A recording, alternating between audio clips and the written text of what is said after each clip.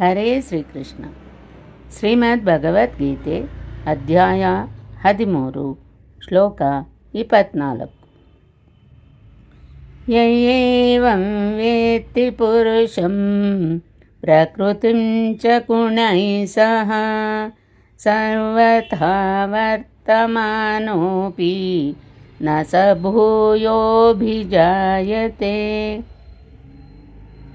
ಈ ಶ್ಲೋಕದ ಭಾವಾರ್ಥ: ಐಹಿಕ ಪ್ರಕೃತಿ, ಪರಮಾತ್ಮ, ಜೀವಿ ಮತ್ತು ಅವರ ಪರಸ್ಪರ ಪ್ರತಿಕ್ರಿಯೆ ಇವನ್ನು ಸ್ಪಷ್ಟವಾಗಿ ಅರ್ಥ ಮಾಡಿಕೊಳ್ಳಬೇಕು.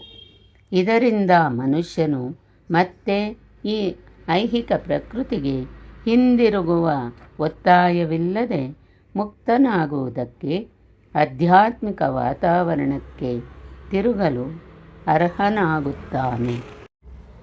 ಇದು ಜ್ಞಾನದ ಫಲ.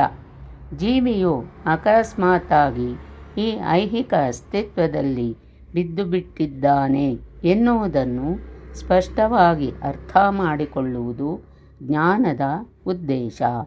ಅಧಿಕಾರಿಗಳು, ಸಂತಸ ದೃಶ ಜನರು ಮತ್ತು ಗುರು ಇವರ ಸಹವಾಸದಲ್ಲಿ ಮನುಷ್ಯನು ತಾನೇ ಪ್ರಯತ್ನಿಸಿ ತನ್ನ ಸ್ಥಿತಿಯನ್ನು ಅರ್ಥ ಮಾಡಿಕೊಳ್ಳಬೇಕು.